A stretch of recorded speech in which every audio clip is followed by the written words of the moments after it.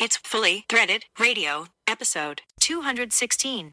Over the last plus or minus 10 years, everyone's kind of settled into RFID, which has some clear limitations. But what we really wanted to do was listen to what our customers and potential customers asked us. Is like, hey, it's great to know when I should buy more of something, but how do I know where something is in my plant or in a stage in the process of whatever the life cycle of that component or product is? And how can we take that data generated over time and use it to make more intelligent decisions and add like resiliency to the supply chain?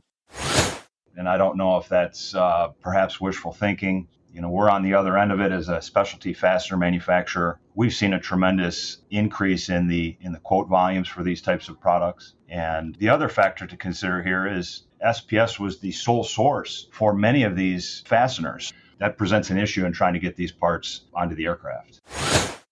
You know, listening to Joe, I feel like I'm listening to Carmen Vertullo, but in marketing. You know what I mean? Like, yeah, no, he's laying down the secret sauce right there. Yeah.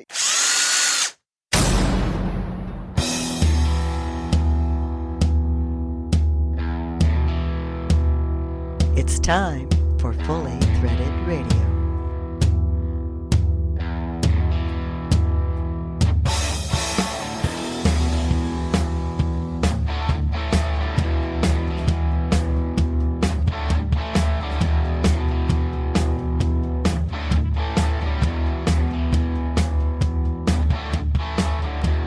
It is Fully Threaded Radio, voice of the FCH Sourcing Network.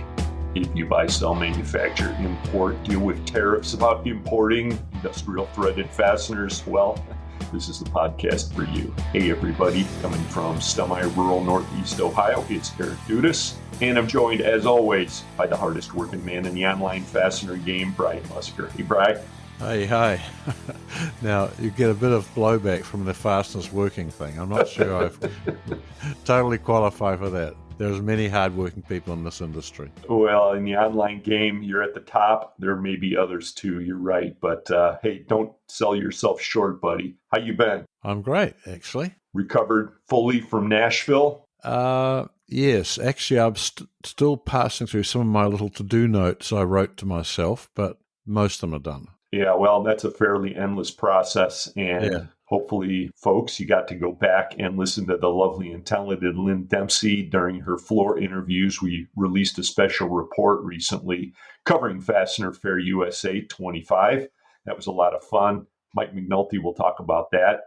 And getting ahead of myself a little bit here, we'll announce that as we roll out the show. On this episode 216, we're calling it, of the podcast. We'll be publishing this time on June 12th, 2025. Right. And, you know, we still found, it was a great show, incidentally, but we still found that there's people who would walk by who are in the fastener industry who'd never heard of Fully Threaded Radio. Well, we put our heart and soul into this thing. And yeah, it's kind of staggering when you find that out after 15 plus years. But hey, that's fastener marketing. And, you know, it's a battle. So it's a lesson to be learned that you have to keep amplifying your message. That goes for everybody in this industry. Well, everybody in the world, really. If you're trying to get people to share something that's on your mind, it's not easy. And actually, Brian, you've kind of led me right into the feature segment for today's episode.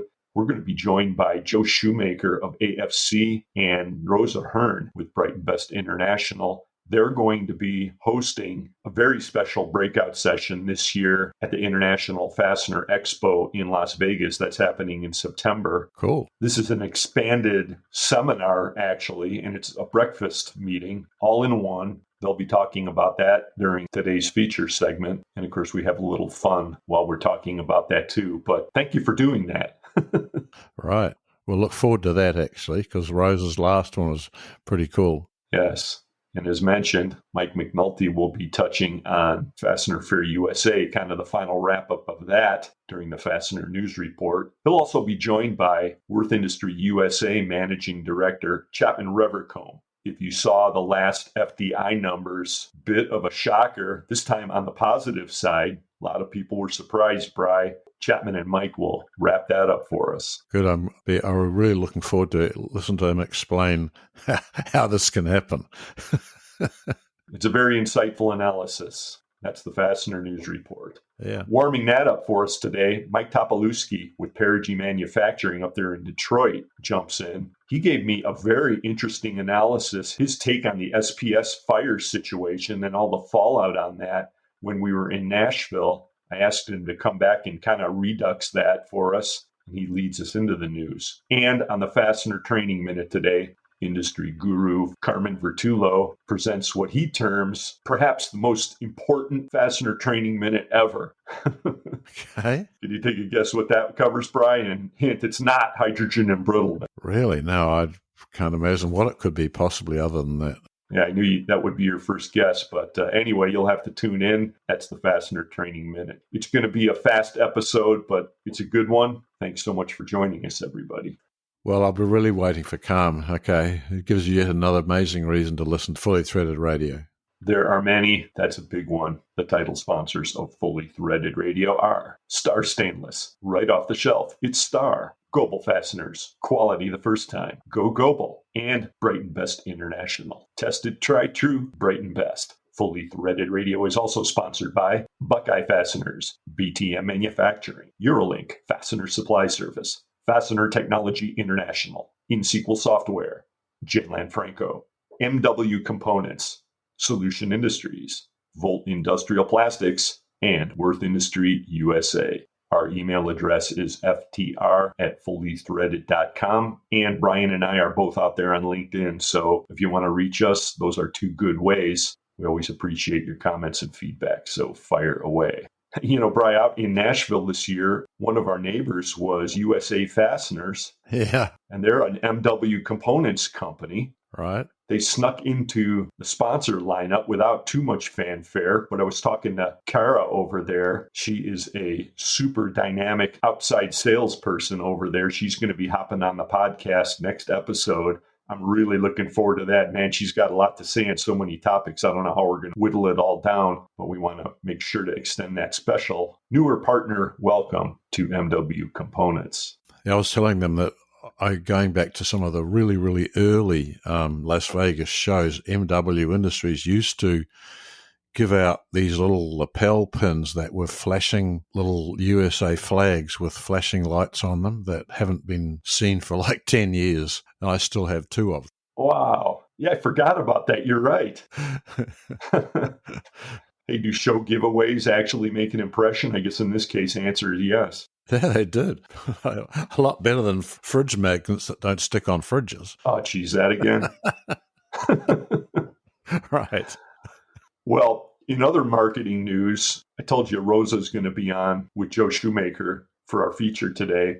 Got an email from her with a beautiful graphic. Of course, some of you may have seen this warming up today's episode, folks. It's on LinkedIn. Special Nut Report. By now, everybody knows that we've got a big Tough Mudder race. Our team's called the Tough Nutters in 2025, and there's a very good group of people. We need more. You should join on if you haven't signed up already. But Rosa and Team Brighton have produced a very, very cool commemorative coin for all team members. Now, this is an added incentive, I guess, to joining in, but it's just another creative marketing device, courtesy of Rosa. And if you want to get yours, check it out on the LinkedIn post. Wow, that's very cool. Yeah. And all Tough Nutters are going to get one at the race. So get a hold of GH3 over at Brighton Best International. He's one of the guys who can get you signed up, or Bob GQ Bear, or Bobby Wegner over at Beacon Fasteners. That race again is happening in Rockford, Illinois on August 23rd in connection with MWFA Fastener Week. The week with no vowels, Bri. Yeah, right. And in connection with the Build-A-Bed. Yep, that's the next day. Yeah. A lot of people are coming in for that. Hey, if you're doing that, might as well just come a little bit earlier and be on the mud team. Yeah, and plan on having all that extra fun. And your commemorative coin, courtesy of Brighton Best International. Yeah. And we'll be right back with more Fully Threaded Radio, courtesy of Brighton and the rest of our fine partners. And friends. And friends, including you, everybody. Thanks so much for listening. It's Brian and Eric. This is Fully Threaded Radio. Brian and Eric, your online Fastener Talk Radio brothers in thread. Fully Threaded Radio. With Star Stainless, our personalized service and nationwide network of distribution centers allows you to order rivets, hose clamps, and fasteners from one source. Star continues to be your one-stop shop to consolidate vendors, reduce transactions, and save on shipping costs. Choose Star Stainless for a comprehensive inventory that meets all your hardware needs. Star Stainless Screw Company is a division of Linfast Solutions Group. Gerbil Fasteners has consistently increased its stock inventory in Houston, Texas, as well as focused on developing new, innovative battery-powered cordless tools to improve industry efficiency. Our company's strategy is to provide a level of quality and innovation that stands out among the rest. If you are interested in being part of a brand that is revolutionizing the industry, make sure to contact Gerbil Fasteners today to see what we have to offer. Gerbil Fasteners, the leading rivet source. With a proud 100-year legacy and a strategic presence in 32 warehouses and offices worldwide, Brighton Best International is dedicated to equipping our distributors with all the resources necessary to keep your business and projects on track. Visit us at brightonbest.com for your high-performing preferred U.S. Anchor and Ironclad performance wear needs, tailored to fit your project requirements. This is Jason Baines of J. Lanfranco Fasteners, and you're listening to Fully Threaded Radio.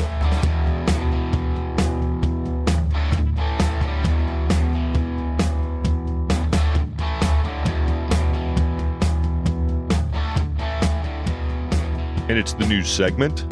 Mike McNulty will be coming up shortly. He's got FDI results. He'll be joined by Chapman Revercomb, president of Würth, this time to run down all that. He'll also have lots of news headlines for us. There was a big headline back on February 17th, though. GlobalFastenerNews.com did a good job of reporting on this. There was a huge fire at SPS. Lots of you know about this. It kind of came and went. I mean, if you weren't directly involved in that sector of the industry, you might have just sort of seen it as a headline flash by, but this is a big deal. And last week in Nashville at Fastener Fair, I was talking with Perigee Manufacturing President Mike Topolewski. He's up there in Detroit, Michigan. He had a pretty good analysis. We've got a little bit of time looking over our shoulder at this, and he's here with us now. Hey, Mike, good to see you out there in Nashville last week, my friend. Hey, Eric. Yeah, it's always great to catch up with you guys. So you rolled right into the booth, and I don't even know how we came onto the subject, but you kind of blew my mind with your read on this whole thing.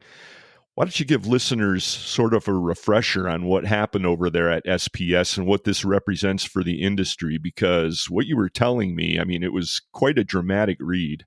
Yeah, back in February, there was a massive fire at the SPS Technology factory in Jenkintown, Pennsylvania. The facility is reported as almost 600,000 square foot of manufacturing capacity, and it was a tremendous loss, not just to SPS Technologies, but to the broader aerospace fastener market as a whole. And since that fire, obviously there have been big concerns about procuring these specialty aerospace fasteners. Just a little backstory: SPS Technologies is owned by PCC Fasteners, which just so happens to be owned by Berkshire Hathaway. It's a very large outfit. They have numerous locations, not just in the United States, but throughout the world. But this particular factory in Jenkintown has, as I understand it, been around for over 100 years, employs a tremendous amount of people. And so this fire, while it doesn't appear there was a loss of life, thankfully, was really a big blow to the aerospace fastener industry. Yeah, the GFN story that I looked at was citing an impact on the Boeing MAX 737 line, among others, and that's huge. Yeah. This is going to affect. It's going to have broad effects within the industry, and there was a PR. I think Reuters was publishing. It threatens to slow down the production of some of the narrow-body jets, but certainly many other platforms as well. A Boeing spokesperson indicated that they did not expect a near-term impact to commercial production. I'm not sure how they came to that conclusion, and I don't know if that's perhaps wishful thinking. We're on the other end of it as a specialty fastener manufacturer. We've seen a tremendous increase in the quote volumes for these types of products. And the other factor to consider here is SPS was the sole source for many of these fasteners. So going around that is not possible. Obviously, if SPS owns the data or the rights to these products that end up in the aircraft, that presents an issue in trying to get these parts onto the aircraft through other means. So this is a 560,000 square foot facility, according to the article I'm looking at. It's offline. It doesn't look like it's going to be back at any time soon, if ever. And so what's the fallout in the market as you're seeing it? Well, I think first and foremost, with the items that SPS and SPS only produces, that will be a big issue.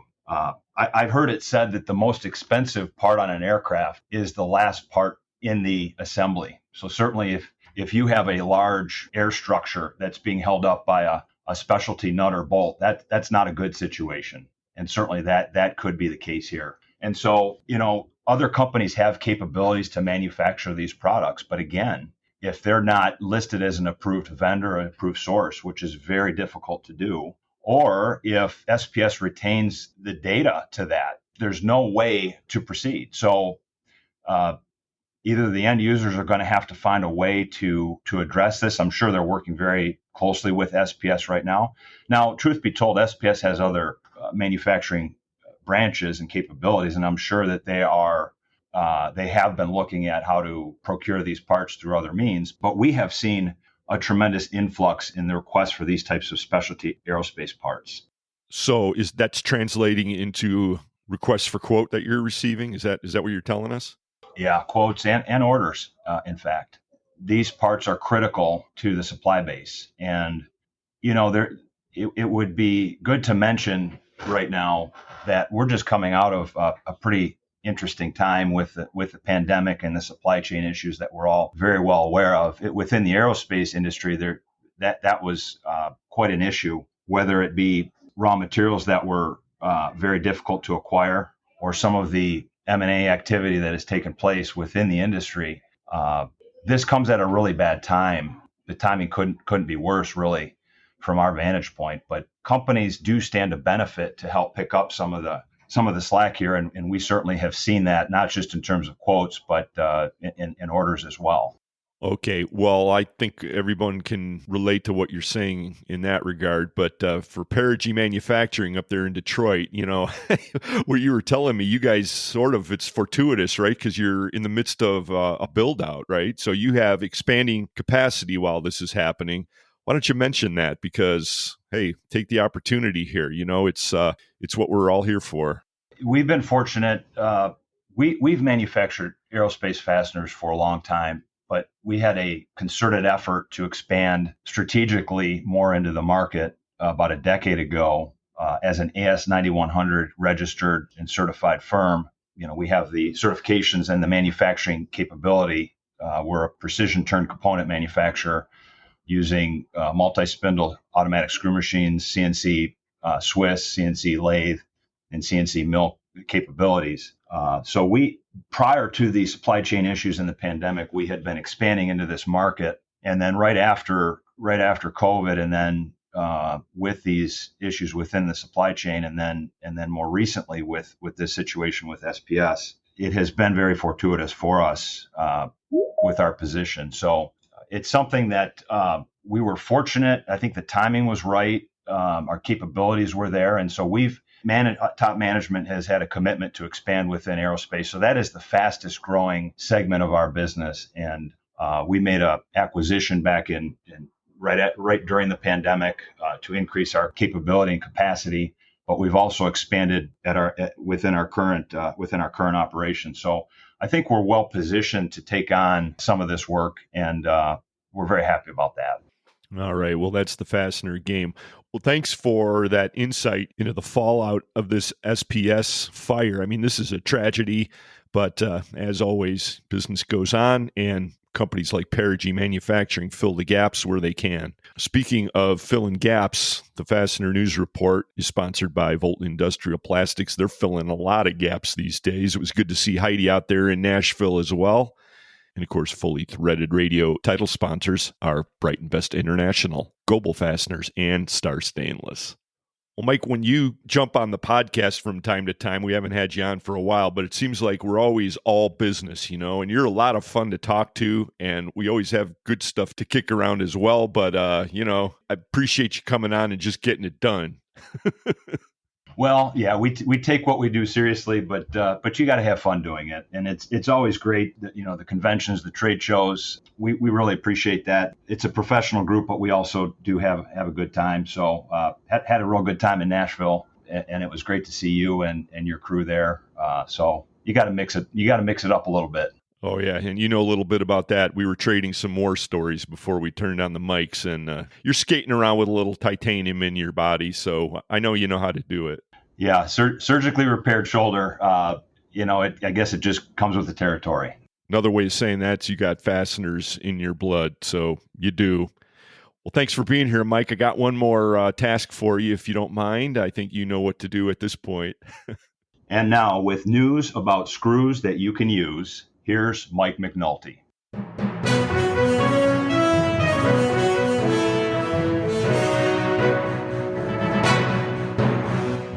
Thanks, Mike. This is Mike McNulty from Fastener Technology International Magazine, bringing you the Fastener News Report, which is sponsored by Würth Industrial Plastics, makers of the world's finest plastic fasteners. After a 3+ season holdout, I finally broke down and parted with a $20 bill in exchange for a Cleveland Guardians standing room only baseball game ticket. And evidently, Pope Leo XIV, the 267th Pope, is a Chicago White Sox baseball fan.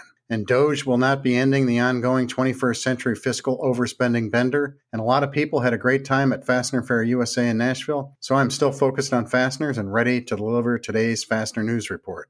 In this episode, Würth Industry USA Managing Director and President Chapman Revercomb joins us to reveal the latest results of the Fastener Distributor Index, also known as the FDI. Also in today's broadcast, we have our top story from MNP and Fontana, plus newsmaker headlines from Hercules Bolt, Star Stainless, Boomax, Portland Bolt, Easy Lock, Auto Bolt, Masumi, Bright and Best International, Endries, and more. And on the back page report, we're going to talk about Fastener Fair USA. We will get to that and all of the latest FDI results right after this. Hey there, Fastener distributors. This is Heidi Voltrauer from Würth Industrial Plastics. As a fellow fastener industry business, Würth knows you are always on the lookout for ways to help your customer while keeping costs in check. So, why not plastic? Listen, there's no argument that metal fasteners have to be used for certain applications, but when strength isn't the primary concern, why not explore the saving benefits of plastic? You not only save your company money, but also pass those savings on to your valued customers. It's as easy as picking up the phone or sending a quick email. Our team at Würth makes sourcing easy, and we look forward to helping you find exactly what you need when you need it. So, for all of your plastic fastener needs, you know the website, VoltPlastics.com. Ladies and gentlemen, start your engine! Get ready to race ahead with Eurolink's time-tested fast, faster, and fastest freight options. Need it fast? Eurolink delivers. Need it faster? We'll shift into overdrive. Eurolink's fastest service has products at the finish line in a flash. Eurolink drives circles around our competition, providing turbocharged precision delivery for 25 years and counting. You can sit in the pits with no quotes or contact Eurolink's team to win the supply chain showdown. Stay in the race. Get hard-to-find metric fasteners delivered with Eurolink. Fast, faster, and fastest. This is Tough Nutter Jake Valdez Davis here, and when I'm not training for the upcoming Tough Mudder race this August, I'm grabbing some Yubo Blend coffee and heading out to the next Fastener Association meeting. BTM Manufacturing is going to have a busy 2025, and I'm looking forward to seeing everyone. Train hard, or not. See you in August.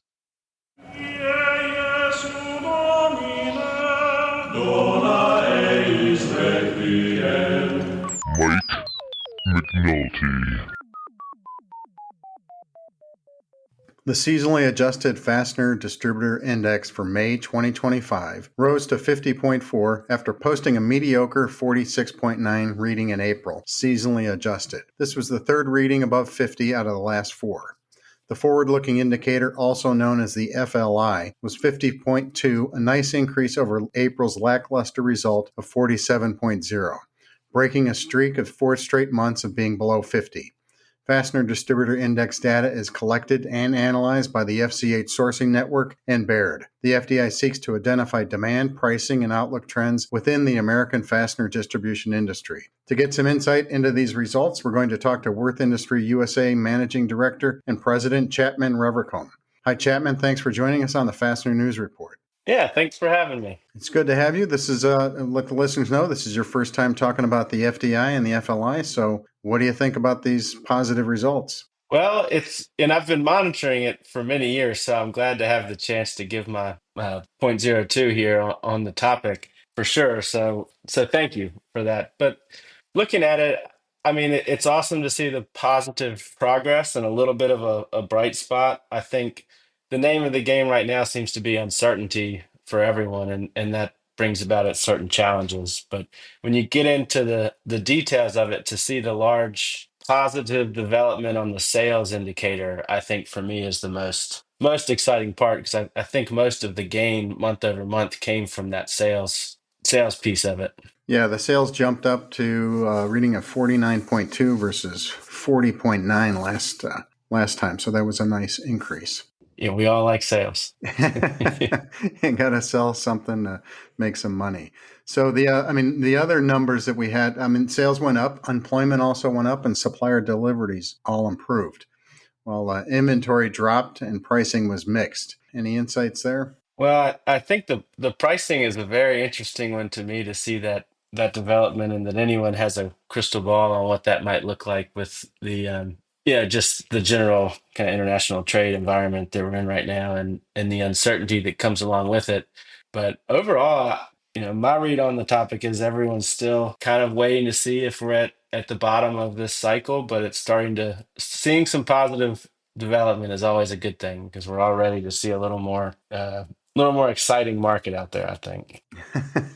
Well, all the excitement seems to be coming from outside of the market, but that's we got a lot of that in the comments on the tariffs. But I mean, you mentioned pricing, and it is an interesting, if you look at the numbers in the chart that FCH Sourcing Network and Baird provide, it's the pricing is up year to year is in the 92.4.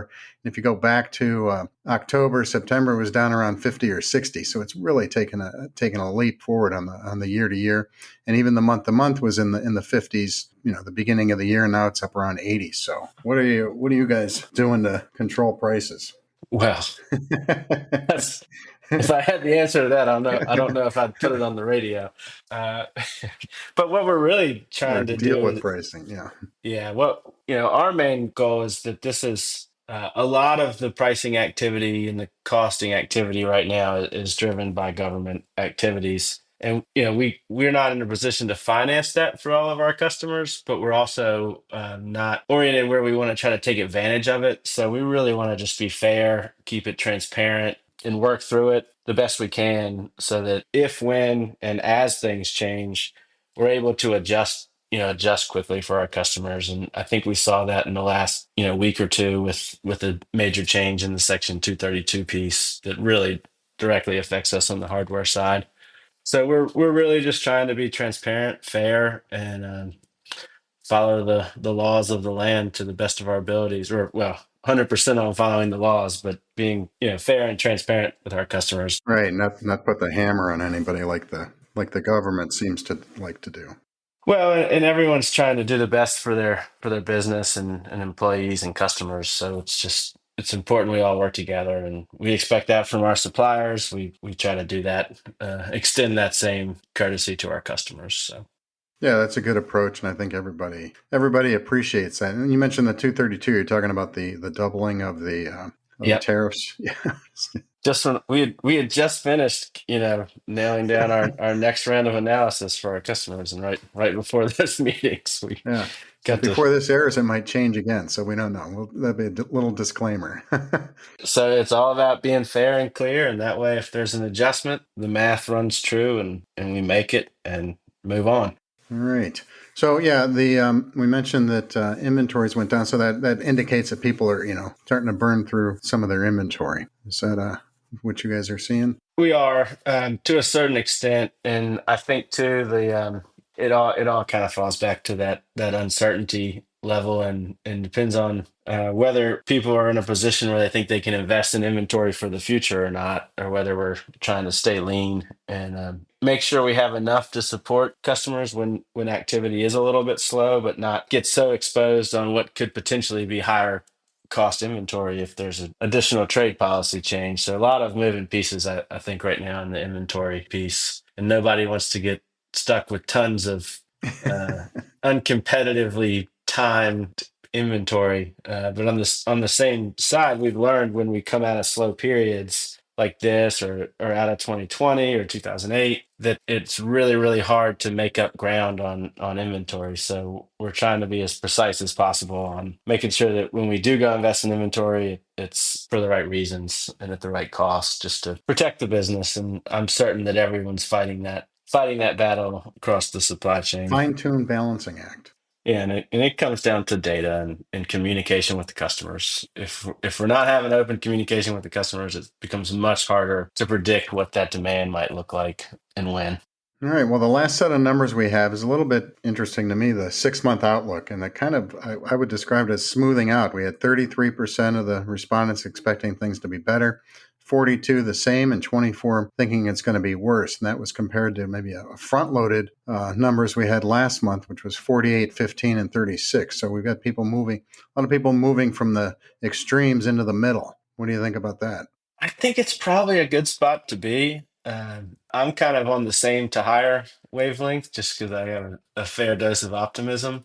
Mm-hmm. But there's so many, there's quite a few different things going on that it's really, once the dominoes start falling, I think we'll see a pretty big pickup in production in general across the board. But what drives that, whether it's interest rates or just people deferring investment for so long, we'll have to wait and see what kicks it up. But I think, knock on wood, I do think we're nearing the bottom of the cycle, but I've said that for a few months now, so we'll see. Well, we're at just about the midpoint of the year, so it should be a good second half of the year. All right. Before we move on to the comment sections, which are pretty extensive this time around, do you have anything else to add on the FDI numbers or the FLI numbers for this month? I think we've covered it pretty well. I mean, uncertainty remains the name of the game, but I think the next couple of months will be really interesting. This is always a challenging time of the year to know what we'll be looking at in the fall, but I'm excited to see if the positive trend can continue, especially on the sales piece, because I think that's the underlying, at least the way we look at it, that kind of underlines everything. And as sales go, inventories and deliveries and pricing and everything else tends to follows in. Yeah, we'll be watching it closely the next couple months for sure. All right, good. Well, let's look forward to the second half of the year. So let's jump into the comments, which are once again tariff dominated, and we've also got a few comments on RFQs, requests for quotes. So I'll start going through these. You can jump in with any of your feedback as we go through. So the first one is, quote, tariffs are starting to cause demand to soften with customers. Prices are going up, and it's been a challenge with many customers passing it along. Challenging and chaotic times, end quote. And the next one is tariff uncertainty continues to depress demand, wait and see attitude while burning off existing inventory. Manufacturing seems to continue to delay product launches, end quote. The next one, again, on tariffs. Tariffs continue to be a distraction and business strategies remain fluid. It's hard to plan ahead when you can't see what's coming.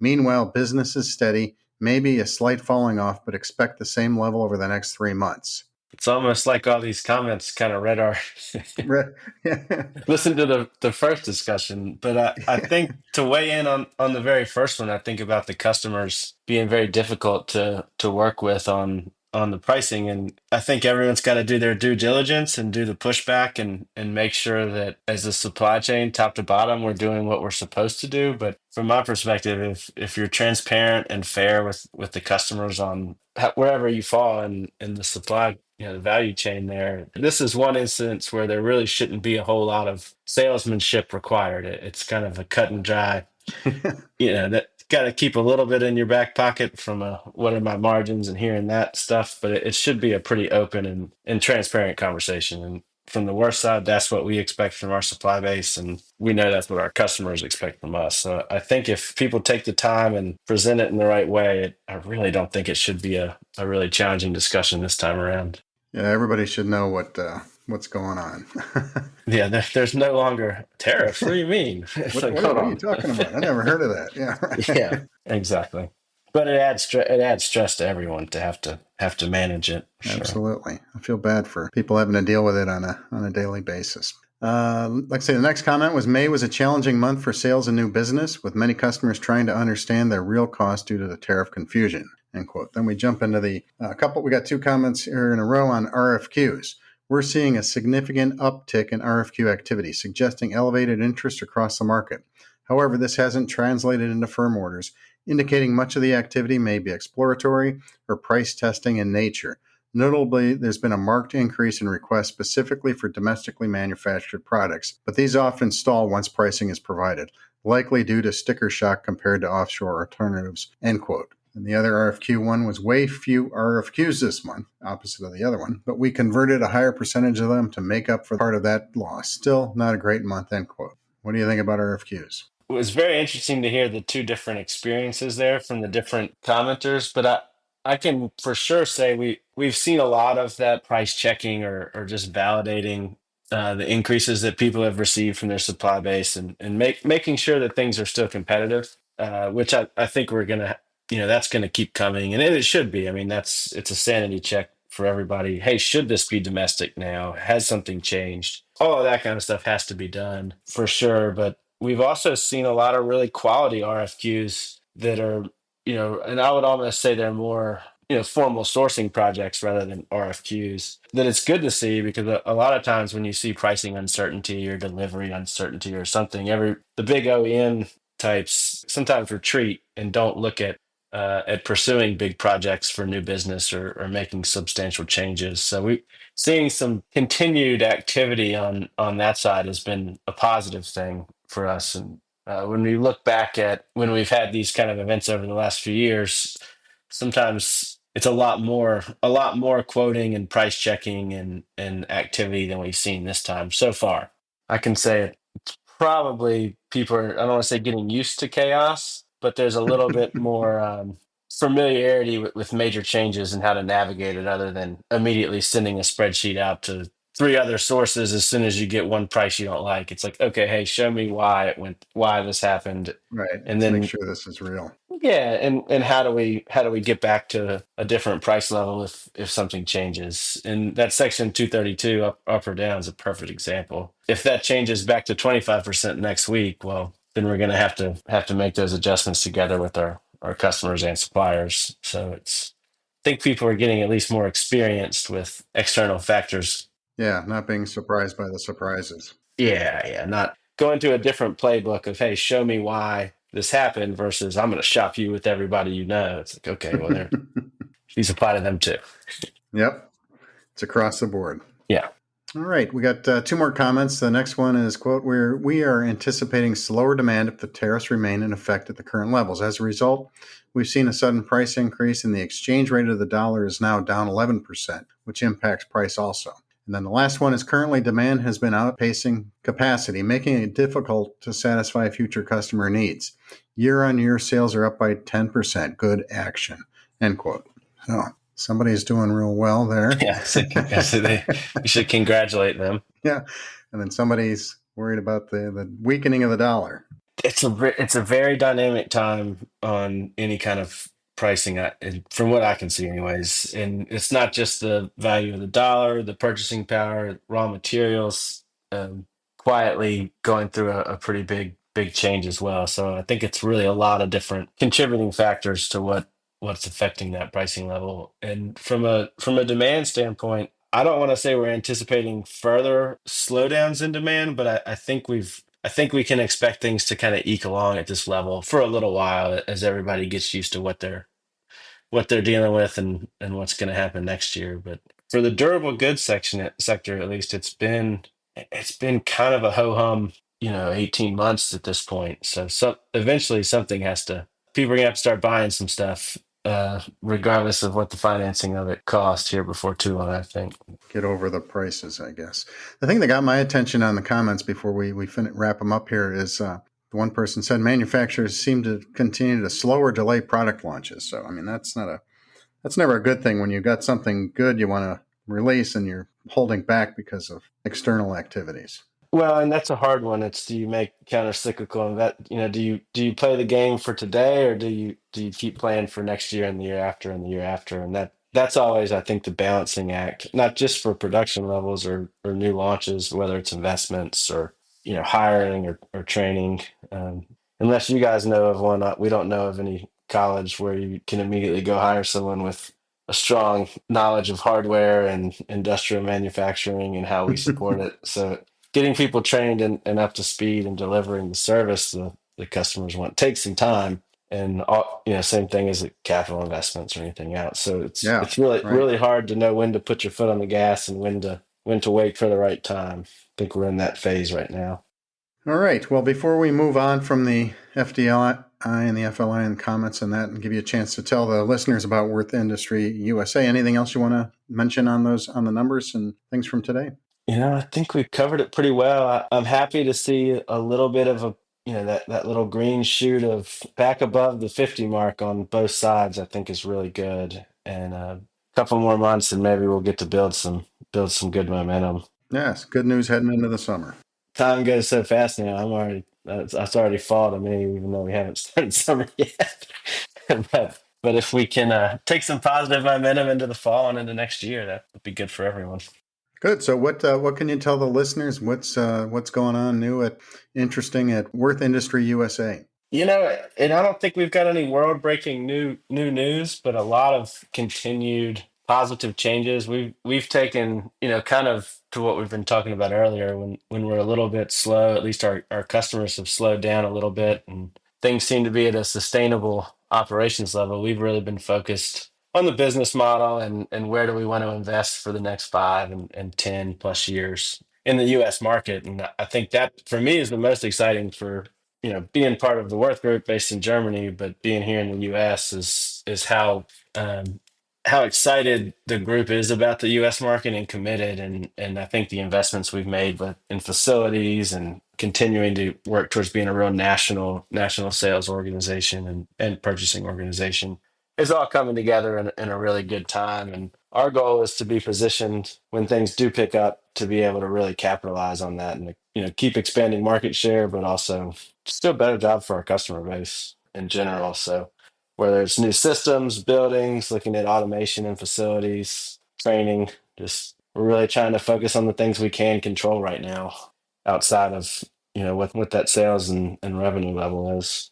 Well, it seems like something, that's from the Würth playbook globally as well as here locally in the U.S., as you mentioned, that, you keep investing and moving forward and getting prepared for the future, regardless of what's going on. Always. And I think that's really what I'm not sure I can claim we're going to come up with the new best solution ever for a thread forming screw or something, but there's a lot of smart people that work on that. But where we think we can have a really good impact on the markets through our systems and just being a really reliable supply chain partner for our customer base. And that's the main focus for us.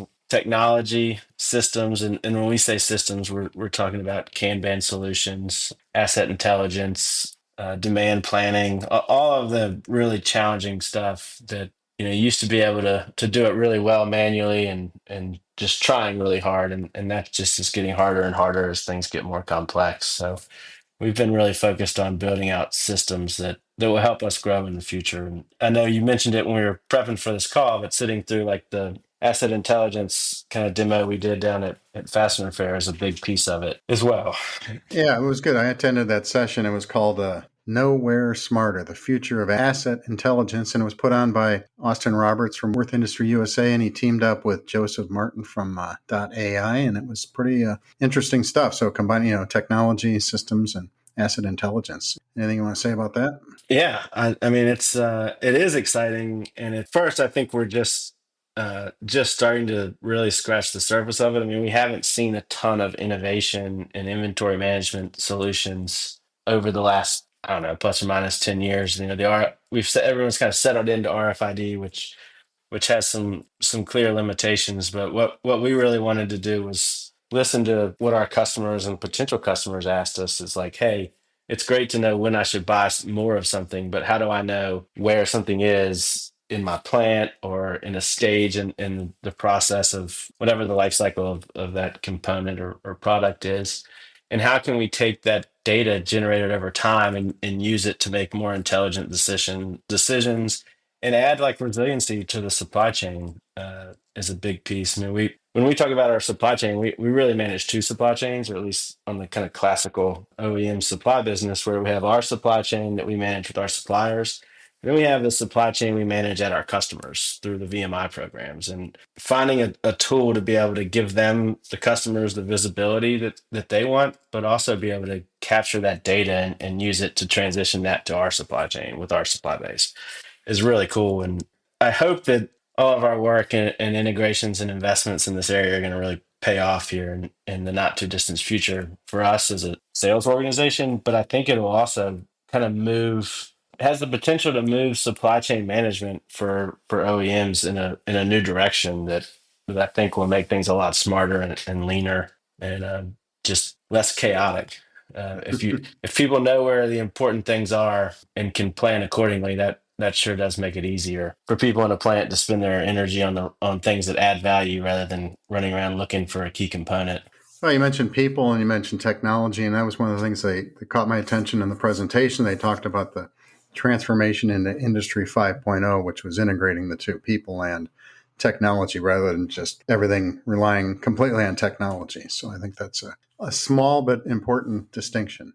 Yeah, and I feel like we're still getting used to the Industry 4.0 context, and we've already or concept now we're already well into implementing and investing tools for 5.0, which I think is a really natural extension. To get to where you bring it together, and at the end, that's our deal. There's a lot of we can all focus on the products that we deliver, and it's very important, but having the systems and meeting customer expectations is key. And our concept on the value proposition is we always want to position our customers to be able to be really competitive and be the best at what they do, not at what they ask us to do. And I think this is a really good opportunity for us to raise the bar a little bit on that from where we have been in the past. So very exciting. Good approach, and it sounds like you guys are right at the leading edge of all the new stuff. So good job on that. It can change fast, though. Yep, but if you're working on it day to day, then you're ready for those changes. Good. And anything you want? I was looking at your profile, and it looks like you've just passed your dozen-year anniversary with Würth. It seems like a couple weeks, like yesterday, and then whole life at other times. So it's good, but it's been fun. I mean, I've got to see a lot of change in the work group over the years, in the U.S. And I think our supply base has seen that, and our customers have, which is exciting. And the most fun is we seem to do a good job of listening to the feedback we get from customers and from our supplier partners as well, and try to take the steps to improve the business. And that's been the most fun part of those 12, 13 years, is getting a little chance to be a part of that. Driving some change. So very good.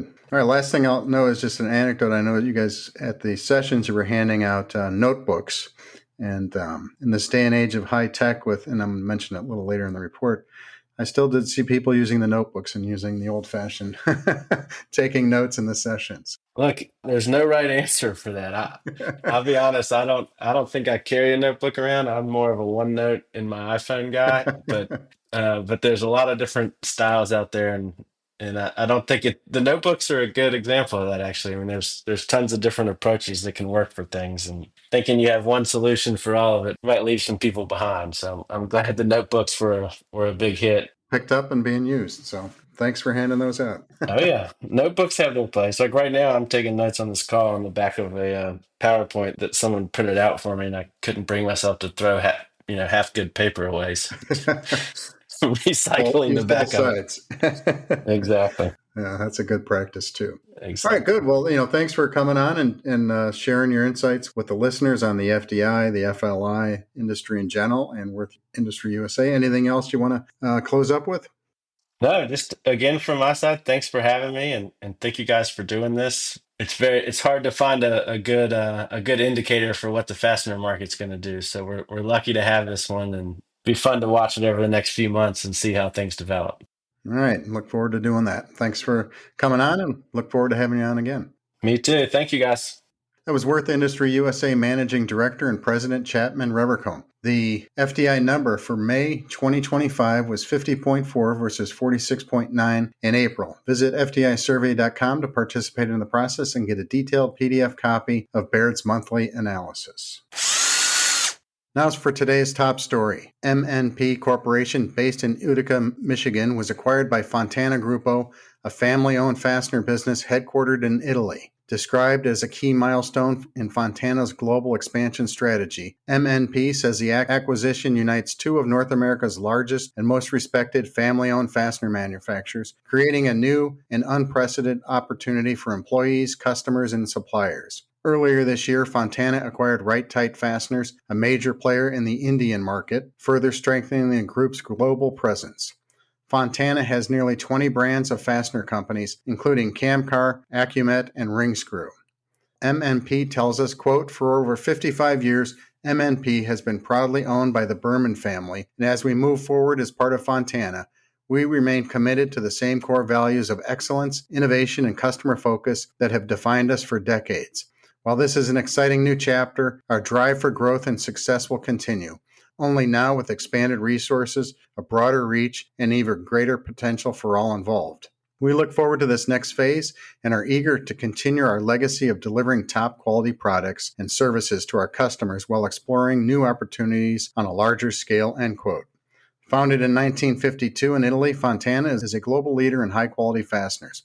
It has branches in 32 locations and 26 production plants across Europe, the Americas, and India. With over 6,000 employees, the group generates 1.3 billion euros in revenue. Fontana has 3 research centers worldwide, over 200 patents, and a strong emphasis on R&D for the development of high-quality fastener products for many different applications. MNP Corporation employs around 1,000 people, based in 5 facilities located in Michigan and Illinois. Next up, today's Fastener Newsmaker headlines. In corporate news, Hercules Bolt Company was selected as the official fastener supplier for the new Tennessee Titans football stadium. Boomax and Star Stainless celebrated 1 year of collaboration and expansion in North America. Portland Bolt acquired Bennett Bolt Works. Aero Fastener changed its name to Aero Tool Group. Easy Lock hired North Star Sales and Marketing and Desert Distribution as new sales reps. The Nordlock Group acquired Energy Bolting Limited and opened a distribution hub in Malaysia. Autobolt announced Bud Sales as a new sales rep. Misumi Group acquired Fictive Incorporated. Brighton Best International opened a facility in Dubai. Whitecap signed an agreement to acquire Advanced Fastening Supply, also known as AFS. Industrial Threaded Products, also known as ITP, opened a new facility in California. And Kintner marked 45 years in the niche fastener market. In personnel news, Endries International CFO Dan Crociata was appointed CEO, succeeding Michael Knight. The Tibbetts Group advanced John Brayman to the position of Group Commercial Director. Michael Turner joined Incora as Chief Financial Officer, and TriMas appointed Thomas J. Snyder as President and CEO. You can get details on all of these stories and more in Fastener Technology International Magazine and the Fastener News Report monthly newsletter, both available online at fastenertech.com. Now let's turn to the back page to talk about Fastener Fair USA. I attended Fastener Fair USA 2025 in Nashville, Tennessee, and I can report that it was a great trade fair and venue filled with excellent exhibits, informative education sessions, valuable networking opportunities, and loads of Tennessee hospitality. Educational high points for me included the Carlo Salvi presentation on warm forming of alloys and superalloys, the Würth Industry USA talk on asset intelligence, the Carver Labs demonstration on the Skidmore Wilhelm bolt tension calibrator, and the Ask the Experts panel session with the Fastener Training Institute.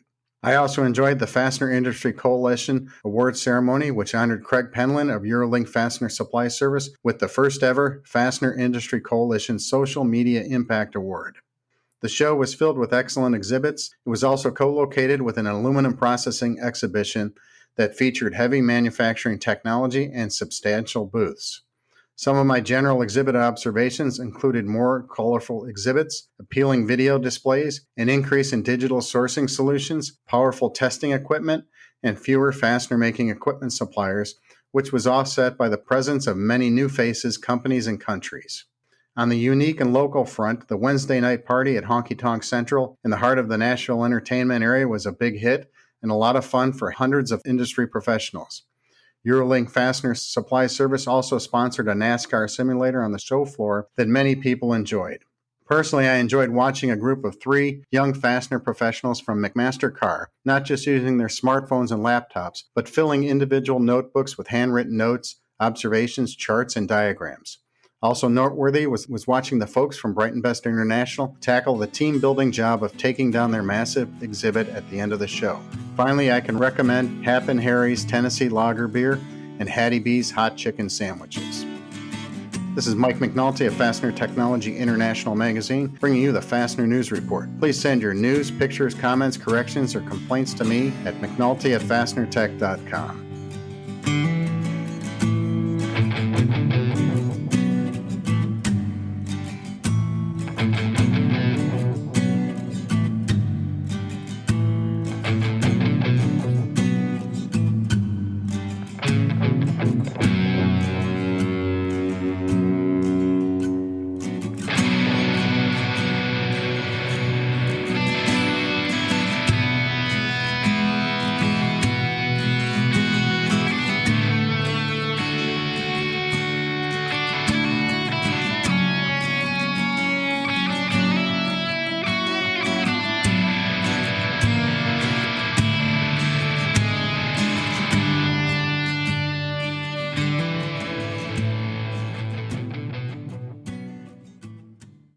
Since 1905, Buckeye Fasteners and the Ohio Nut and Bolt Company have been supplying the world with high-quality fasteners. Our standard product lines include weld fasteners, braided weld screws, leg levelers, self-clinching hardware, clevis pins, rivet nuts, and various other fastener lines, allowing us to support virtually all types of industries. BuckeyeFasteners.com. Buckeye Fasteners, more than just weld. Solution Man, Ken. Solution Man, you're my fastener hero. Just doing my job, ma'am. SOLUTION, SOLUTIO. Solution Industry. We are Solution.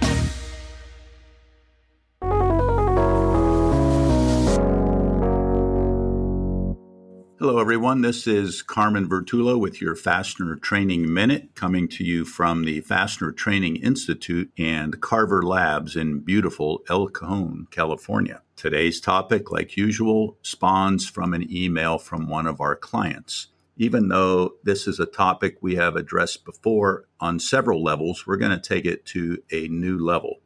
I'm going to read you the email, and when we return, I will read you the answer with a little bit of embellishment. It says, "Hey, Carmen, we have a very important customer to us that requires thorough inspection of MTRs on specific items, A193, A194, B7, etc., that we need to review and make sure the material and chemical compositions are in the required ranges needed, and we want the most current revision year standards stated on the MTRs. We are curious on your opinion and knowledge as far as the best route to take. Will the IFI book meet all the criteria to review all this information, or would we have a quicker, easier time with just going through ASTM? Ideally, we want a browser that we can look at versus digging through a book each time. Let us know your thoughts and expertise on the subject. Cheapest options or most reliable options would be very helpful. Thank you so much." Well, that is an excellent question. And even though this is not a very technical fastener training minute, when I return, I think I'm going to tell you some stuff that probably is, if not the most important, right up there with the most important kinds of information that we have ever addressed on the Fastener Training Minute. Thank you, Carmen. Hello, everybody. I am Jo Morris with the Fastener Training Institute. We have a jam-packed summer with some fantastic education planned. Join us on Wednesday, June 18th in Anaheim, California for Fastener Basics, instructed by Kevin Chavez from Star Stainless. This is truly a must-have class for everybody in the industry. We cover how to call out parts, terminology, washers, nuts, rivets, hex sets, and really so much more. It's perfect for anybody new to the industry or honestly anyone who just wants to know more about what the products that they buy and sell. Then on June 20th, we have a co-produced webinar with the IFI, Learning from Our Mistakes, what the Lemonhalls wind tower collapse can teach us about fastener fatigue. You've all heard the adage, we can learn from our mistakes. Well, it's never truer than after a man-made catastrophe. Join Lawrence Klaus, who is the Director of Education with the Industrial Fasteners Institute, who will instruct this webinar reviewing what the root cause was, what went wrong, and how we can prevent it from happening again. This webinar is excellent for anyone wanting to learn more about fatigue in fasteners, learn more about good fastener design, installation, and manufacturing practices. Then in July, come for 1, 2, or 3 days of fastener education at Carver Labs in beautiful San Diego, instructed by our esteemed and famous one and only Carmen Vertullo, who will be presenting on Monday, July 14th, Fastener Specifications and Terminology. This is a great class to learn about fastener standards, fastener terminology, what resources are there for you, and a whole bunch more. The next day, on Tuesday, July 15th, Understanding the Bolted Joint. This class focuses on fastening applications of all kinds. It has an emphasis on fastener selection and installation strategies. The next day, Wednesday, July 16th, this is a brand new class. Carmen is going to be teaching and presenting Infrastructure Fastening. This is all things structural, everyone. You're going to learn about structural bolting assemblies, proper specifications and installation practices, waterworks applications, fastening for gasketed joints, troubleshooting, and how to handle the hardest job site problems. There's a whole bunch more to those 3 days, so I hope you can join us for our summer school training. For more information and to register, please visit our website at fastenertraining.com. Thanks, everybody. Now back to Carmen. At Würth, status quo isn't an option.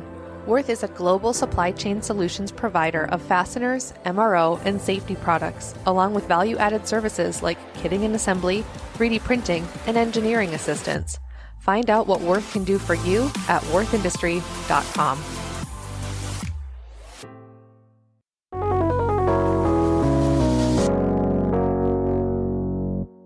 Welcome back, everyone, to the Fastener Training Minute. If you are paying attention, you would know that I just read an email from a client who needs up-to-date fastener standards information so that he can adequately satisfy his client's need for them to properly review the material test reports that come with their fasteners. This client would be a distributor buying or importing product for their customers. And he wants to know, what are my best options? He wanted to know, is the IFI book the best option? Well, the IFI book is a good option. However, it's not the best because it's in paper format. And anything that's printed obviously could be obsolete as soon as the next version of whatever standard you need comes out. But the IFI has another option called the online book of fastener standards.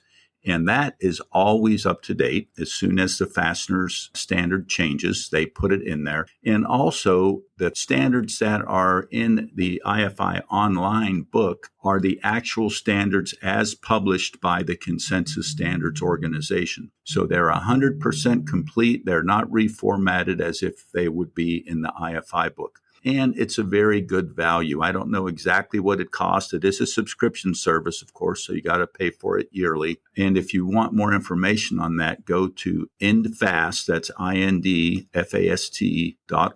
IndFast as industrialfasteners.org, and click on resources, and you can find out how to subscribe to that or how to buy the IFI online book. Now, the downside of that is it only includes inch fasteners, other than those few ASTM standards that also include metric. You want ISO standards as well. And you can get that through the ISO online browsing platform, which you also can purchase through the IFI, who gets it to you through the Canadian Standards Council. And that is an incredibly good deal. It's cheaper than the IFI online book, and it has more standards in it. So between those two documents, you would have a very good, up-to-date complete list of fastener standards. Now, obviously, there are some other standards that you might need from time to time, such as plating standards that are not fastener standards, or quality standards such as ISO 9001. And you would have to find a separate way to get them, which they can always be purchased directly from the consensus standards organization, such as ASTM or ISO. And if you ever have any trouble getting your hands on a standard or information from a standard, you can always contact me, Carmen V at carverem.com, and I will help you. Now, one thing you might do, and people do this a lot, I do it too, is if I need a standard, I will Google that. And hopefully I'm going to find somebody that's put it online and I'm going to download it. That's not fair and probably isn't legal. All these standards are copyrighted. And I, for example, could not, even for my best clients, give you a standard. Now, I can snip a table or a paragraph or a page even out of it and send it to you. And most times, that's all you need to answer a question. And even the IFI online browsing platform and the Metric ISO online browsing platform, you cannot save those files and you cannot print them out. But you can screen snip. And that's very powerful. I can't tell you how many times I'm on the phone with someone or I'm answering an email. I open that up, snip it, and it's gone in 15, 20 seconds, and the work is very fast. The other thing is these are all searchable databases, so you can search them, unlike having a hard book in front of you, which you can't search. So those are your best options for having the best up-to-date fastener standards information. And I would absolutely encourage you, even if you don't have a customer that's climbing on you to make sure you have all the right information, these are relatively inexpensive resources that will make you a better fastener supplier, a better fastener professional, and certainly distinguish you amongst your peers in the fastener industry. And I'll just share one more thing with you. We just had an audit for our ISO 17025 accreditation, and our assessor was very impressed with how we proved that we always had the most up-to-date standard through these online platforms. Finally, I would say, if you're really interested technical person, join the standards committee. As members of the standards committees, you also have access to the standards that are on the committees that you serve on. ASTM, you only get one book at a time, but you can change that up year to year. So that is another way. And being on the standards committees, you not only have access to the standards, but you have access to the drafts for the standards that are being changed. So you get to see stuff coming down the pipe and vote on it and influence it as well. Well, that's it for how to stay up to date with fastener standards. I hope you learned something. This has been Carmen Vertullo with the Fastener Training Minute. Thanks for listening.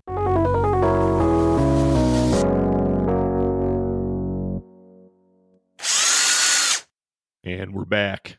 And we're back from Nashville Fastener Fair, and it's on to Vegas for International Fastener Expo. Going to have to sort of recalibrate our thinking, and I'm looking forward to it. Got a whole summer to get ready for that. Who knows what'll happen, but I do know what's going to happen in September. And that's jackpot marketing, winning strategies for fastener businesses.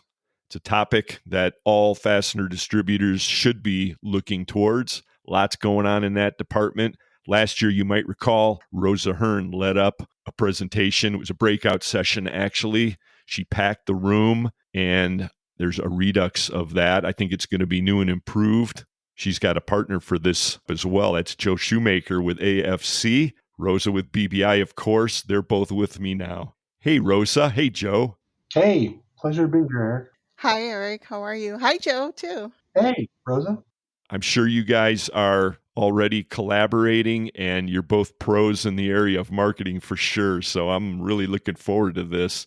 And it's another year in Vegas, of course. I guess before we dive into all that, it's so much to do before that. You guys are marketing people. So Rosa, of course, with BBI's 100-year anniversary, you guys are probably going to be pulling out all the stops. We did. I wish I had more time to do it at Fastener Fair, but this year we decided to do it at IFE because that's where we normally do our annual cocktail party. So we're going to do something special. We're going to do something different. And then we're going to make sure that everybody has a good time for our 100-year anniversary. Looking forward to it as well. AFC's got a lot of fun things planned. We've got some announcements that will be coming out over the coming months. And we're excited to not only be part of this, but to have a presence with Rosa at this marketing event coming up at IFE. Speaking of Nashville, I actually went to the Wi-Fi breakfast and I saw Angela from AFC, and no joke, everybody went up to her and told her that what they did to hire you as the marketing guy, she got received so many compliments. And so I took advantage of that. I did. So I took advantage of that. And I'm like, well, I have Joe for this marketing workshop that I'm coming, that I'm doing. And they all told me that I did a great choice, that it was a fantastic choice. So you have a following, Joe, and it's one of the reasons why I asked you to do this with me. So thank you. Well, that's very, very kind of you to say, and I feel the same about you. You've obviously carved out a nice niche for yourself within the organization and within the industry. I think of Rosa the Riveter, and now I think of the marketing applications of what your impact has been. And I think you need to change your nickname to Rosa the ROI Vitter for return on investment in marketing. So I think it's a pleasure to be serving with you. You may not know this, but Rosa and I, a couple years ago, served on the inaugural marketing panel at IFE, an event that was moderated by our friend, Mr. John Kovach, all-around great guy, and I now have the pleasure of working alongside him. Last year, Rosa really elevated things and stepped up that game, and I was able to attend the conference that she put on. It was a couple hours, and it felt like standing room only. So I'm excited to be participating in it once again this year with her, and hopefully we'll be able to elevate the quality of content even more and leave people with an even better understanding of what marketing can do for us. It's really nerve-wracking when you get asked to do this. You're like, okay, is anybody going to show up? Is there something I can teach? But the reality is, I've gone to a lot of marketing webinars, and sometimes they're very generic. And I'm like, come on, people, tell me how to grow my business. Tell me how to market this thing.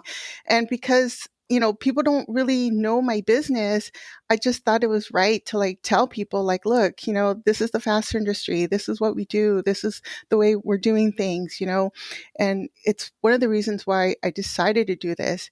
And I got such a wonderful feedback from last year that they asked me to come back. And this year I wanted to, step up the game and invite Joe, because I know Joe did this wonderful thing for North Coast Fastener Association. I think you did a marketing seminar, or what was that? Yeah, I was asked to give a presentation. Marty Nolan and Mike Robinson had reached out. I'm still on the board with them, and they had asked if I wouldn't mind doing a presentation on marketing. There's been a lot of, rightfully so, interest in AI and what AI can do for a business, specifically for a marketing function. So I took that opportunity to kind of educate people a little bit on just marketing and the impact that marketing could have, but also how AI would kind of lend itself to scaling and to helping streamline processes. And Rosa, I don't know how you feel about this, but I know in talking with Eric, it's like people think of advertising when they think of marketing. And while that's true, we kind of get a bad rap. Advertising is a facet of the marketing mix, but there's just so much more that we can contribute as marketers to an organization. There's probably a dozen things that come to mind. And so our goal is always to internally educate our company on the value that we can bring, but also the market and educate the market on the value of what our companies bring to them and their business. It's funny that you say that marketing gets a bad rap, because some of these marketing boards that I'm on, they don't even want to call themselves marketing people anymore. They're calling themselves, a product marketer or a creator or something different, but they don't want to be called marketing because it has such a bad rap. And, I don't know. I mean, I think marketing is so important, coming from sales, coming from product, coming from so many angles.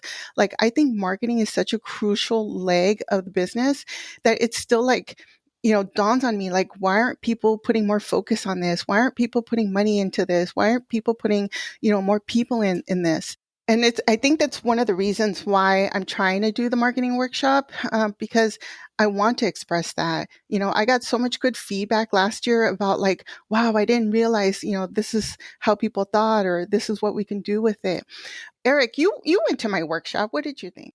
I did. And I also was in attendance when Joe presented at the NCFA. And one thing, of course, that nobody can deny these days is the impact and really, I think, the overwhelming feeling that people have about the onset of all the AI tools. And both of you, of course, relied heavily on that for your presentations. Joe, yours was very compressed because of the format at the NCFA. So you were jamming a lot into a very tight format. Rosa, when you and Haley were presenting last year, you had a much more expanded presentation, all that. And I'm sure this year coming up, by the way, folks, that's going to be September 17th at 8 a.m. to 10 a.m. It'll be a breakfast format meeting at International Fastener Expo this year. That's the presentation we're going to be plugging during this conversation. Got to make that marketing note there, team. I thought you did a great job of it, and there's so many nuances to this, and I agree, so many sub-disciplines under that umbrella of marketing. It does get overlooked or misunderstood in a lot of organizations. You two are setting out to kind of focus that in a little bit and target it specifically for the fastener industry during this presentation. It's funny. I kind of actually see this marketing workshop as like a CFS kind of thing. Yeah. The reason I say that is because, there's a lot of us who've been in the industry for a very long time. They kind of go, well, why do I need to be a certified fastener specialist? I already kind of know everything. I've done everything. I know what everything is called. But once you take the class, you just come out with such awe, like, oh my gosh, like I learned so much. I didn't realize that, this is what they do, or this is what they think, or it's just amazing. So I kind of try to compare myself to that and say, look, I get that you know what you're doing, especially if you're a marketer, especially if you're an owner, you understand how your business is run, what you want to promote, what you want to do. But when you come out of this, I want you to take something and just grow on top of what you're already building, because I really think there's so much that not only can Joe and I teach you, but I want to learn too. Like I want to learn from other people. It's why I was, happy to have Haley with me last year, because I learned a lot. Like one of the things that she said last year was that your website is actually the strongest and most powerful salesperson that you have. And if you're not spending as much money as you are as your top salesman on your website, then you're doing yourself a disservice. So, I took that to heart. I thought that was a really good point to come across. And I can't wait to see Joe. Like, I really want to see Joe. I was so mad at myself that I didn't get to see him at the NCFA. So I'm really excited to see what you're coming up with, Joe. I really am. I think that the more we can do as marketers to kind of remove the mystery of what we contribute to the organization only strengthens our position and improves our overall value within it. And what I mean by that is the more we can make a direct line between here's the stuff we're doing and here's the impact to the organization that is the result of that, whether it's leads generated or pipeline dollars or sales, the closer we can get to that one-to-one relationship, the more credibility the marketing function gets. And frankly, the more they're seen as being strategic within a company rather than a cost center. And if done right, you can really elevate not only the brand, but your own contribution as a marketer within your organization. I know we're starting to see some of that stuff, and I know that Rosa's certainly contributed that to BBI over the years and will continue to do so. But I'm really excited about being able to talk with folks and, as Rosa said, learn and see what the topics of interest are going to be from the folks that are going to be in attendance. Because if it's anything like last year, I'm imagining we're going to have people that are a little bit more sophisticated and have more specific questions around, okay, I've already got this, but help me get over the hump here, down to what is marketing and what can it do for my company. And that cuts across manufacturing and distribution. There's a lot of crossover in general senses, from things like market research and analysis to brand management, and in some cases product marketing, certainly content marketing, digital marketing. These are all things that we'll be prepared to talk through and navigate along with our attendees to help them get a better level of comfort for really just what marketing can do to the organization.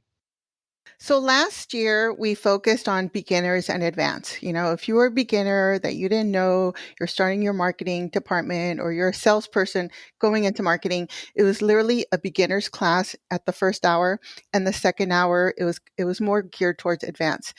This year it's completely different. I think our focus is strategy.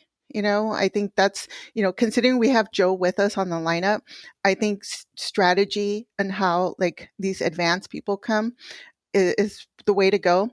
I like the fact that Joe's with me because it's two different perspectives. He's from the distributor side. Even though technically I'm a distributor, it's on the wholesale supplier side. So my way of marketing is completely different than his way of marketing. And the fact that we touch different sectors, which is construction, industrial, MRO or electrical or whatever our situation is, I think it comes across the way we market. So like I mentioned, I really hope people come, and, if not, to do me a solid and just come in and come and support us. Never hurts, You know what I mean? Like, and I get it. They are charging this year. It's like, I believe it's $59, but it comes with a full breakfast, folks. So, understand that you're going to eat breakfast anyways. Your company's paying for breakfast anyways. This is a twofer. You get, and really a threefer. You get Joe, myself, and breakfast. So, so I'm really hoping that people show up. It's going to be on the last day of the show. I think it's one of the Jasmine ballrooms. We officially haven't gotten the letter or the ballroom number yet, but you can register now. You can literally go into the website at IFE and then start registering and sign up for it. Right. Now, folks, we jumped right into the conversation here, into the thick of it, really the meat of what's going to be covered. I didn't really plan that, but that's what happens when you invite two powerhouses on with you. And again, the title of the presentation is Jackpot Marketing, real fitting for Vegas, of course, winning strategies for fastener businesses. And there actually is a jackpot involved with this too. So there's going to be a pretty sweet giveaway that one attendee will win, and we'll explain that a little bit more before we close out here. But I got a challenge for you guys. We heard that the Vegas show, well, I don't know if we'll be calling it that in the future, because we got word recently, or it's very likely, let's put it that way, since we don't have official confirmation, but everybody's talking about the International Fastener Expo moving to Phoenix in 2026. Okay, you guys are Emerald. How do you market that to the fastener industry? Boy, that's a tough one. You're going from you're going from a location that's hot to one that could be even hotter. Number one, and I enjoy the Phoenix area. I don't know that it competes as well from a things to do and places to eat and shows to see thing. Obviously, for Vegas, that's a tough one. It's a huge change, very much so. I get that, and I know I threw you a curveball on that one. I want to just say that my way of thinking about it, and I don't hold a candle to you guys in the marketing department, clearly, but I will say that my mind immediately goes to audience targeting. And I think about who would I prefer to see at these shows, walking down the aisles. And I think a lot of the distributors that are there would like to see other distributors and people who are doing the sourcing, so I first think, how do I get those people there? And what's the advantage of having it in a place like Phoenix versus Vegas? And I guess the first thing I think of is the old throwback to Columbus, where there wasn't a whole lot else outside of the show, to distract people. And therefore you have a chance to get people in a more concentrated setting. Yeah, there's some credibility to that, right? Focus on what you come for. And not necessarily be distracted. Although there's a lot of things you can do in that greater area, but certainly not from an ease and accessibility as you would compare it to Vegas.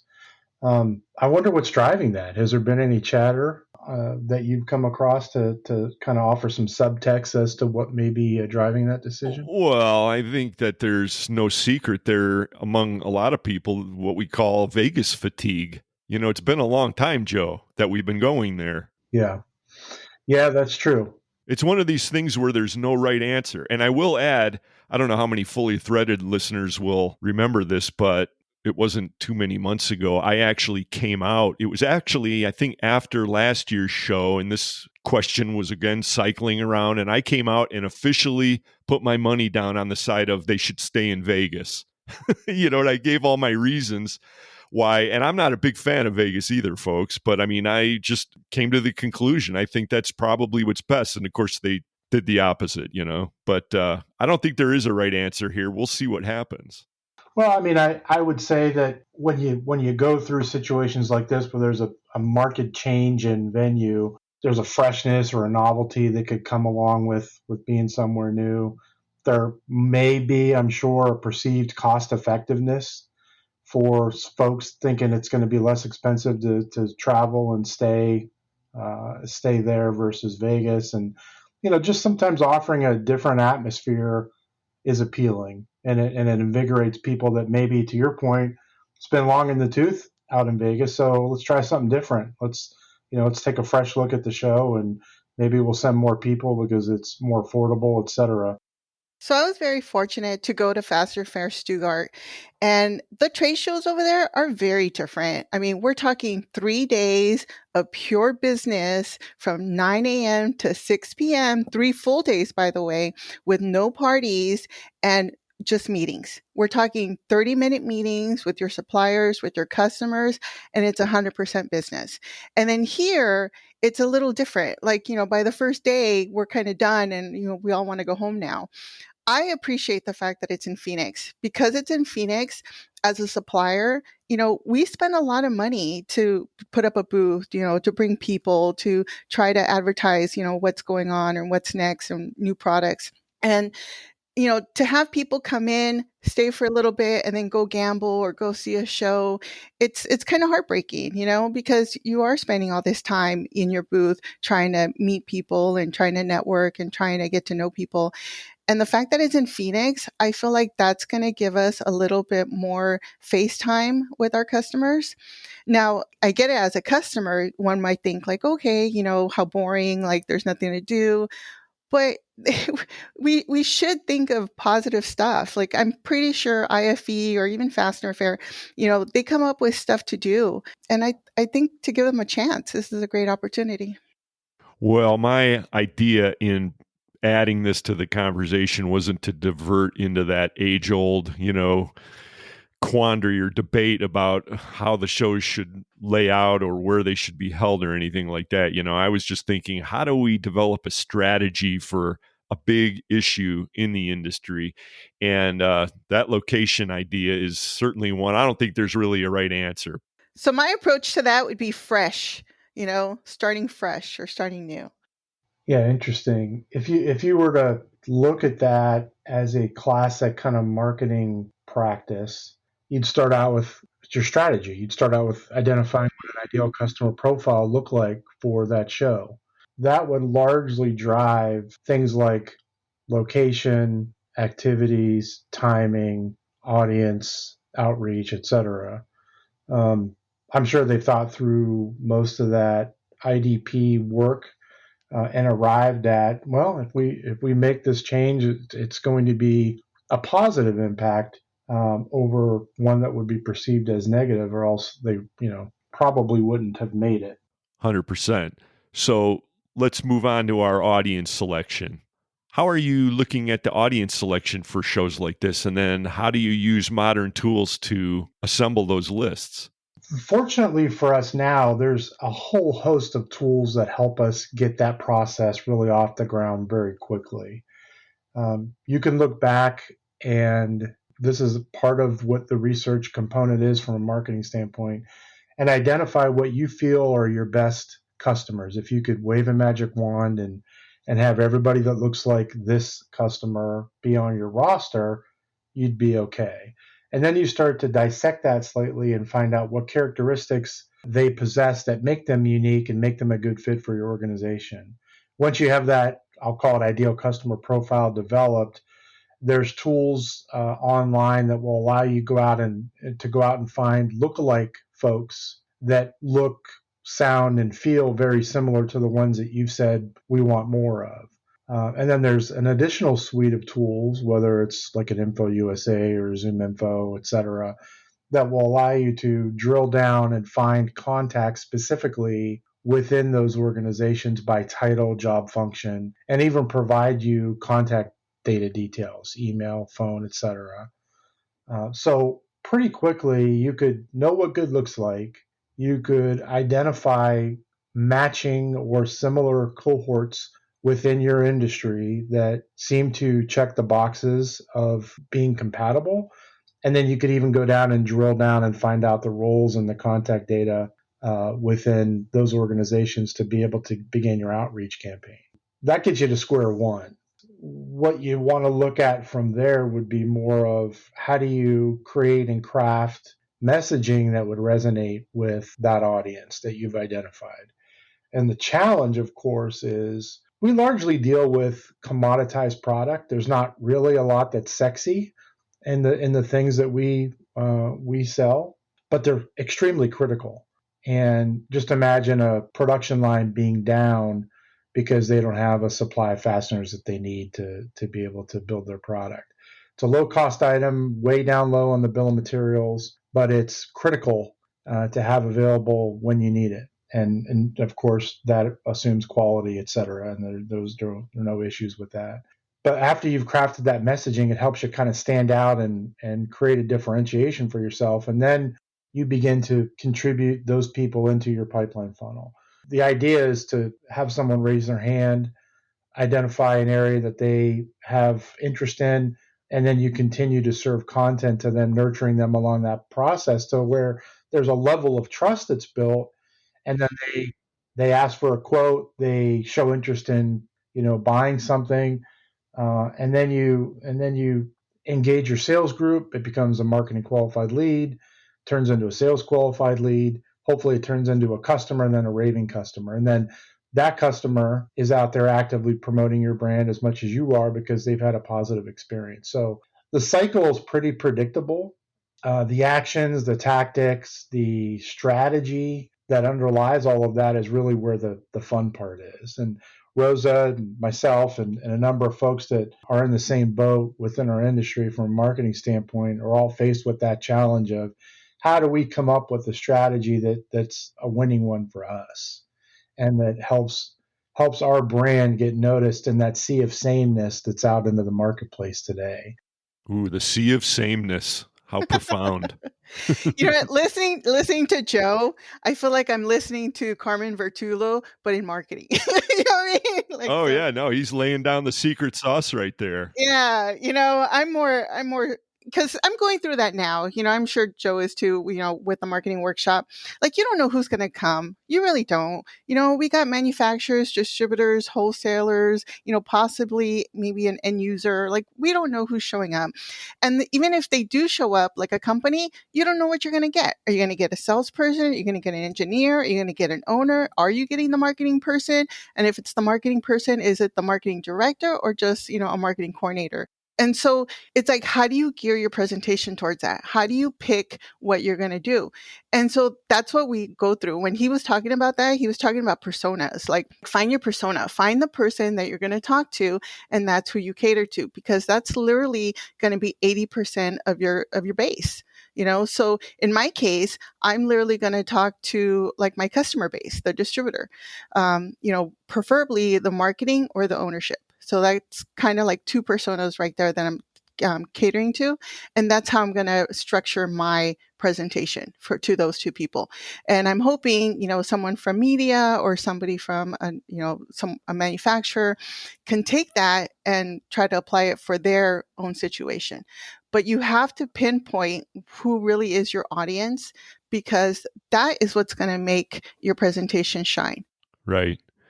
Well, you packed the room last year, and I'm sure you're going to have a lot of repeat folks. There will be new people, of course, and I'm looking forward to it, that's for sure. You guys have given a little preview of some of the things that will be discussed, but you'll be providing specific tools and specific strategies. Marketing-wise, of course, this is a jackpot, so we've got a prize to describe, and I want to hear about that in a second. Plus, we're going to have this amazing breakfast that's going to be included in it, and I got to tell you the story about my memory of an early Vegas show. This is back when it was still NIFS and McGuire and Bannister were running it.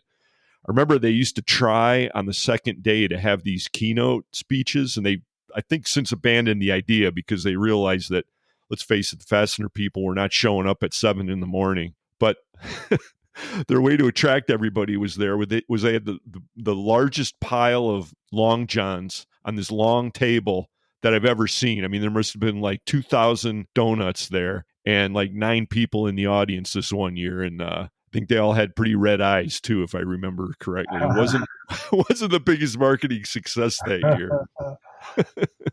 I was shocked. I really was. I mean, it's starting at 8 a.m. the next day, the last day of the show. You know, I'm thinking all these parties that people are going through, and I'm like, wow, you came. Thank you. So anybody that came last year, thank you so much. You know, I hope you come this year.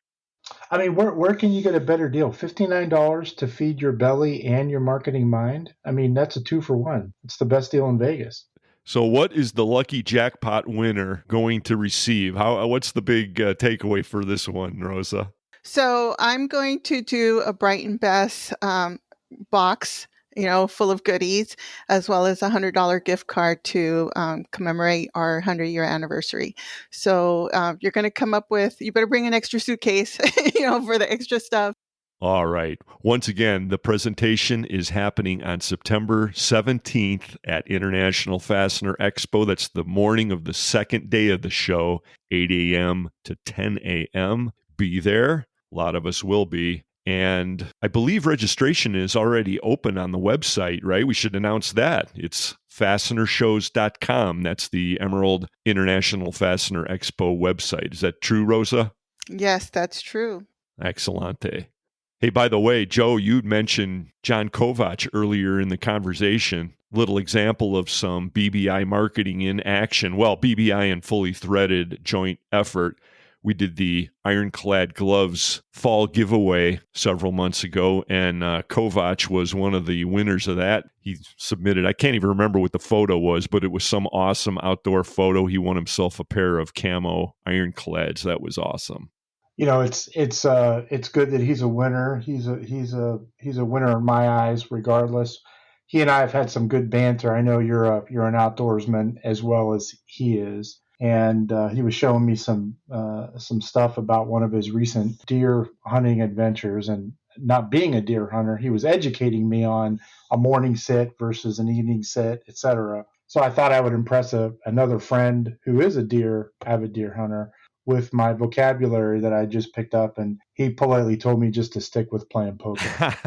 Stick to marketing? Yeah. Didn't win him over, but I appreciate the education nonetheless. Yeah, well, he knows a lot, that's for sure. And you guys both know a ton about marketing. Before we wind down the conversation and see everybody out in Vegas, what do you have going on at AFC you can share? A couple of things come to mind. We just kicked off a new slogan for us. You know, people often ask, what does AFC stand for? And as we started to think about it internally, you know, our teams are really geared towards delivering what we like to strive for is best-in-class service and support.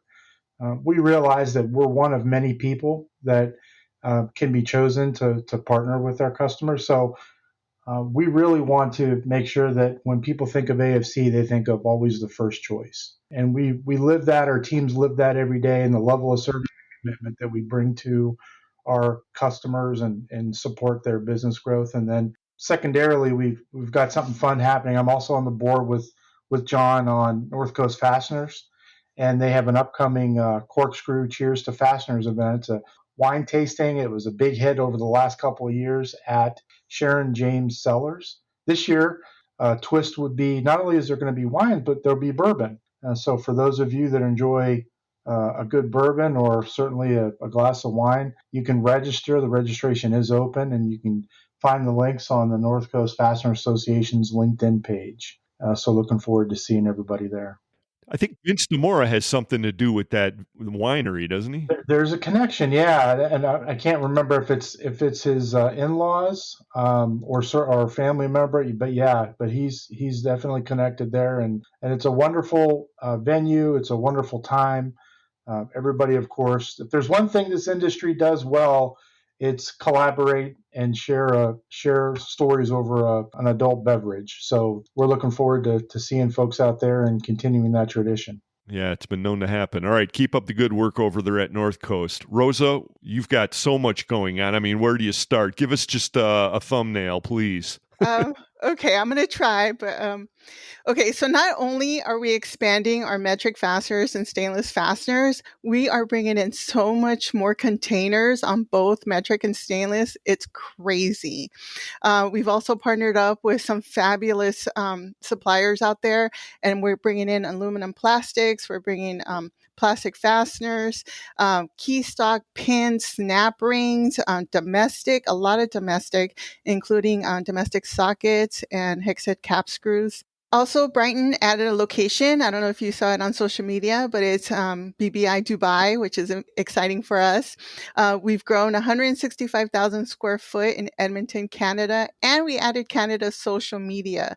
So you can now follow us. If you're a Canadian out there listening to us, then you can actually follow us on LinkedIn, Facebook, and Instagram. And we also partnered up with the Mud Run.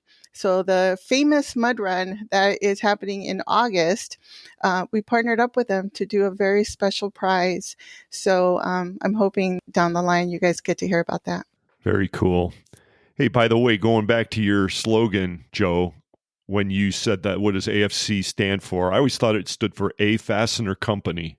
Yeah, America's Fastener Choice. I mean, there's a whole bunch of things you could fill in the blank. We'll take all of them. You could have a lot of fun with it. You guys have a lot of fun with everything that you do. We're going to have a lot of fun in September at your marketing presentation. Again, September 17th, 8 a.m. to 10 a.m. Fastenershows.com to get yourself registered.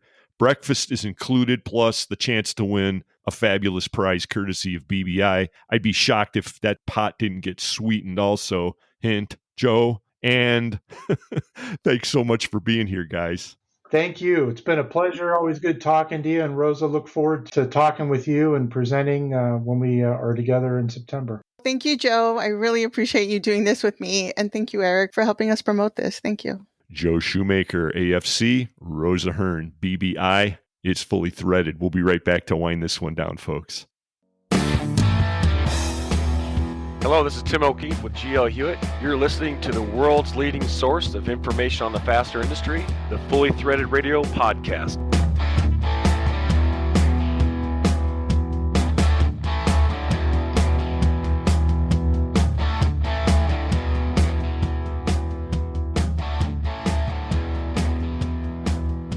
Well, Bryce, summer is cooking along. And speaking of cooking, I spoke to Rob Reynolds earlier today and hadn't talked to him since Brisket Fest. You know, he was one of our pit masters. Yeah, right.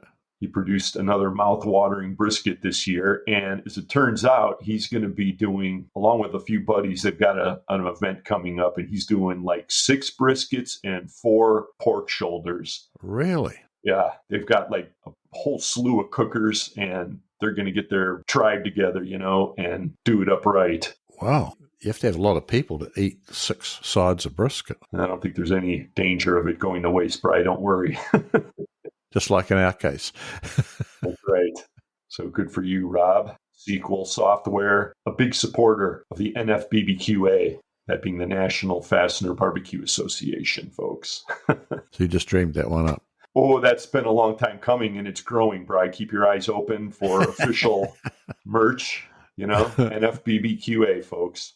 Right. Also, you know, when we were in Nashville, I had to return a very sensitive piece of barbecue equipment to Rob, and we kind of had to do it incognito. You and Lynn helped out with this. Rob he carries this machete around for cutting up brisket. I mean, this thing is like a bona fide machete. It looks like you could actually cut a cow's head off with it if you needed to. But right, it looks much sharper than your regular machete, okay? And much more dangerous. And not the sort of thing you wander around a show floor carrying in case you're arrested. Exactly. You wouldn't want to walk around with it. So I had a Solution Industries hoodie in the back of the truck, and I wrapped it up in there when I gave it to you to return. And I was kind of concerned that I get that back because I have a little sentimental attachment to the hoodie, right? But he told me he got everything back home safe and sound. I think the statute of limitations is clear, so we're all safe on that. We can now reveal that. I think you're wildly undercutting the statute of limitations. But summer's here and it's time to cook, and we're ready to get out of here and do a little bit of that on our own. We happen to be recording on a Friday afternoon, so I have barbecue on my mind. I'd like to thank today's guests on the episode, Rosa Hearn with Brighton Best International and Joe Shoemaker with AFC Industries. Make sure to sign up for their marketing session out there in Vegas this year. Well worth the price of admission, and who knows, maybe you'll win that giant prize package too. If nothing else, you get a whole lot of knowledge, breakfast, and a great networking opportunity. Yeah, right. They had north of 40 people last year, so I'm pretty sure it's going to be a big success this year. Also, Chapman Revercomb with Würth Industry USA. He joined Mike McNulty on the Fastener News Report. Good job, guys. Yep. We also heard from Mike Topolewski with Perigee Manufacturing up there in Detroit, Michigan. Always good to hear you, Mike. Thanks for being here. And of course, Carmen Vertullo at the Fastener Training Minute. The title sponsors of Fully Threaded Radio are Brighton Best International, Tested, Tried, True, Brighton Best, Global Fasteners, Quality the First Time, Go Global, and Star Stainless. Right off the shelf, it's Star. Fully Threaded is also sponsored by Buckeye Fasteners and the Ohio Nut and Bolt Company, BTM Manufacturing, Eurolink Fastener Supply Service, Fastener Technology International, InSequel Software, the International Fastener Expo, J. Franco, MW Components, Solution Industries, Volt Industrial Plastics, and Würth Industry USA. You know the email address, folks. It's ftr@fullythreaded.com. Let us know what you think. And we're very glad to have you listening to the podcast. Thanks so much for the kind words and pats on the back out there in Nashville. Right. And I would just want to butt in and say something about how lucky we are to be in this industry and have such great friends in this industry, including our sponsors. We had a bit of an issue that came up out in Cleveland, and we had a bit of trouble working out how we were going to get our booth equipment back, and it was a bit of a problem overall. But one of our great sponsors, BBI, stepped in, and Jun and Peggy and GH3 and Steve all found a solution that helped us get a big problem out of the way. And I would like to thank them very much. But it's a great sign of why this really is a great industry, that people who have business relationships can really come up and give you great friendly things. Yeah, thanks for pointing that out, Bri. That was really unexpected, and we didn't ask for any help, but they saw that we needed some, and it was just offered. It's a great tribute to Brighton and to the industry, and we appreciate it. Yep, right. And we appreciate you listening to the podcast. We'll be back soon with another one, assuming no more severe injuries, barbecue-related, farming, or otherwise. Right. So stay safe, Brian. I'll try too. Yeah, you do too. And I'll just say for Brian Musker, this is Eric Dudas. Get out there, sell some screws, maybe cook some ribs this weekend while you're at it, and we'll talk to you soon. Keep listening, folks. Contact us if you have any comments.